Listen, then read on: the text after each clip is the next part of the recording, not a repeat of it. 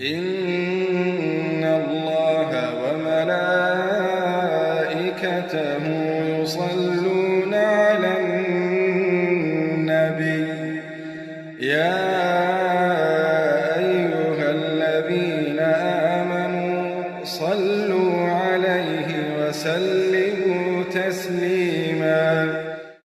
Au nom d'Allah, l'infiniment miséricordieux, le très miséricordieux. 40 bonnes raisons de prier sur le prophète sallallahu alayhi wa sallam.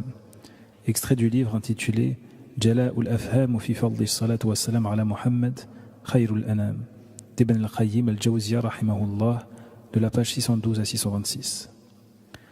1. Lorsque l'individu prie sur le prophète sallallahu alayhi wa sallam, il se soumet avant tout au commandement du Seigneur. 2. Il s'inspire de son Seigneur, bien que sa prière sur le prophète sallallahu alayhi wa sallam soit différente de la nôtre. La sienne consiste à lui faire les honneurs et les éloges, et la nôtre consiste à prier et à invoquer en sa faveur. 3. Il suit les traces des anges. 4. Il obtient 10 prières de la part d'Allah pour chaque prière qu'il prononce. 5. Allah l'élève de 10 degrés à chaque fois. 6. Il lui sera inscrit 10 récompenses. 7. Il lui sera effacé 10 péchés. 8. S'il accompagne sa prière à ses invocations, elles seront plus favorablement reçues par le Seigneur, étant donné que cette fameuse prière permet de les faire monter au ciel. Sans cela, ces invocations risquent de rester suspendues entre le ciel et la terre. 9. C'est aussi un moyen d'obtenir l'intercession du prophète sallallahu alayhi wa sallam. 10. C'est un moyen de se faire pardonner les péchés. 11. C'est un moyen par lequel Allah soulage la détresse de son serviteur. 12. C'est un moyen de se rapprocher de lui sallallahu alayhi wa sallam le jour de la résurrection. 13. La prière sur le prophète sallallahu alayhi wa sallam se substitue à l'aumône envers les personnes en difficulté. 14. Elle lui permet de mener ses affaires à bien. 15. Elle lui permet de recevoir les prières d'Allah et celles des anges. 16. Elle lui permet de se purifier et de se mettre en valeur. 17. Elle lui permet de se voir annoncer le paradis avant sa mort. 18. Elle lui permet de s'épargner les douloureux événements de la résurrection. 19. Elle lui permet de recevoir en réponse les prières et les salutations du prophète sallallahu alayhi wa sallam. 20. Elle lui permet de se rappeler les choses qu'il a oubliées. 21. Elle lui permet d'embellir ou de purifier ses assemblées et de faire que celle-ci ne soit pas un sujet de regret le jour de la résurrection. 22. Elle permet de repousser la pauvreté. 23. Il s'épargne ainsi de prendre le nom d'avare que mérite toute personne se privant de prier sur le prophète sallallahu alayhi wa sallam au moment où ce dernier est évoqué. 24. Il ne sera pas concerné ainsi par l'invocation destinée contre tous ceux qui s'abstiennent de prier sur lui sallallahu alayhi wa sallam à l'écoute de son nom. 25.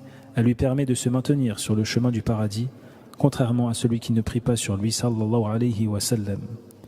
26. Il s'épargne ainsi des assemblées impures dans lesquelles il n'est consacré aucune éloge ni aucune attention à Allah et à son messager sallallahu alayhi wa sallam.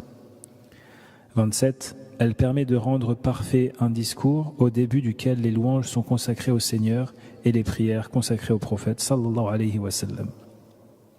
28. Elle lui permet d'acquérir une lumière durant la traversée du pont jeté au-dessus de la Géhenne, le Sirat. 29. Elle le préserve de la dureté du cœur ou de l'abandon du Seigneur. 30. Elle lui permet d'entretenir les éloges qu'Allah réserve à l'auteur d'une telle prière et qu'il communique aux occupants de la terre et des cieux en priant sur le prophète sallallahu alayhi wa sallam. En effet, le serviteur réclame au Très-Haut de lui réserver les éloges et les honneurs.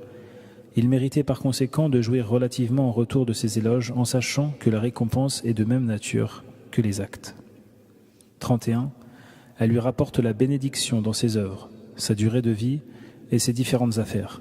Comme il implore en effet la bénédiction en faveur du prophète sallallahu alayhi wa sallam et de sa famille, il méritait en retour d'être comblé de la même faveur en sachant que ses propres invocations en faveur du prophète sallallahu alayhi wa sallam sont automatiquement exaucées et que la récompense est de la même nature que les actes. 32. Elle permet d'obtenir la miséricorde divine qui peut prendre le sens de prière, selon une certaine tendance, bien que selon la meilleure tendance, la prière est un effet de la miséricorde divine. Quoi qu'il en soit, dans les deux cas, il reçoit là cette miséricorde. 33. Elle lui permet d'entretenir et d'augmenter les sentiments qu'il éprouve vis-à-vis du prophète sallallahu alayhi wa sallam, en sachant que l'amour du prophète sallallahu alayhi wa sallam est un acte de foi incontournable. Plus l'être est bien aimé, plus ses qualités et ses caractéristiques attirantes sont évoquées et présentes à l'esprit, et plus les sentiments à son égard augmentent. Son souvenir à l'ardeur grandissante anime et envahit tout le cœur. Lorsque ce sentiment n'est pas entretenu, il perd de son intensité. La chose qui réjouit plus la vue, c'est de contempler son bien-aimé, et la chose qui réjouit le plus le cœur, c'est de se remémorer ses qualités. Ce sentiment intense se manifeste à travers les paroles en faisant incessamment ses éloges. 34. Elle lui permet d'obtenir en retour l'amour du prophète sallallahu alayhi wa sallam, de la même manière qu'elle permet d'entretenir l'amour du prophète sallallahu alayhi wa sallam. 35. Elle est un moyen de le guider sur le bon chemin et de vivifier son cœur, plus il prie sur lui sallallahu alayhi wa sallam. En effet, plus son cœur se remplit d'amour, de sorte qu'il n'éprouve plus aucune réticence vis-à-vis de ses commandements et de ses enseignements qui vont s'imprégner en lui, comme l'encre s'imprègne sur une feuille. Ils sont toujours présents avec lui et l'orientent constamment sur le chemin du savoir et du bonheur. Sa clairvoyance et son savoir ainsi accrus le pousseront à prier sur lui sallallahu alayhi wa sallam davantage. 36. Toutes les fois qu'il prie sur le prophète sallallahu alayhi wa sallam, son nom lui est transmis par les anges. Cet honneur suffit à lui-même. 37. Elle permet de lui raffermir le pas au moment de traverser le sirat. 38. Prier sur le prophète sallallahu alayhi wa sallam est le moindre des droits que nous lui devons. C'est une façon de lui exprimer notre reconnaissance pour tous les bienfaits qu'Allah nous a procurés par son intermédiaire. Bien qu'il soit impossible de lui être pleinement reconnaissant, dans son infinie générosité, Allah se contente de peu de la part de ses serviteurs.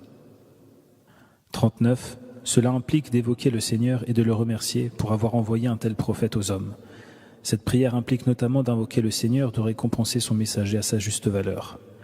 Allah nous fait connaître à travers la révélation ses noms et ses attributs, et il nous guide sur le chemin qui mène à son agrément. Il nous fait connaître également quels agréments nous attendent une fois arrivés au bout de ce chemin et une fois parvenus à sa rencontre. Ainsi, nous croyons à l'existence de notre Seigneur, à son savoir, à son écoute, à sa puissance, à sa volonté, à ses attributs et à sa parole. Nous avons foi également aux enseignements du prophète sallallahu alayhi wa sallam qu'il a envoyé et à qui nous vouons un amour parfait. Ce prophète que nous aimons et à qui nous croyons nous a fait découvrir ces différents fondements de la foi. Prier sur lui constitue donc l'une des œuvres les plus méritoires. 40. La prière sur le prophète sallallahu alayhi wa sallam est une forme d'invocation, en sachant qu'il existe deux sortes d'invocations. Premièrement, le serviteur invoque en sa propre faveur et deuxièmement, il fait les éloges de l'ami proche et du bien-aimé d'Allah. Ainsi, pour plaire à Allah, il privilégie de prier sur son messager sallallahu alayhi wa sallam aux dépens de prier pour lui-même. Il préfère plaire à Allah et à son messager et se sacrifier que de chercher à résoudre ses propres affaires. En récompense à celui qui le privilégie, à ses créatures et à ses propres besoins, Allah le privilégie à ses autres créatures étant donné que la récompense est de la même nature que les actes.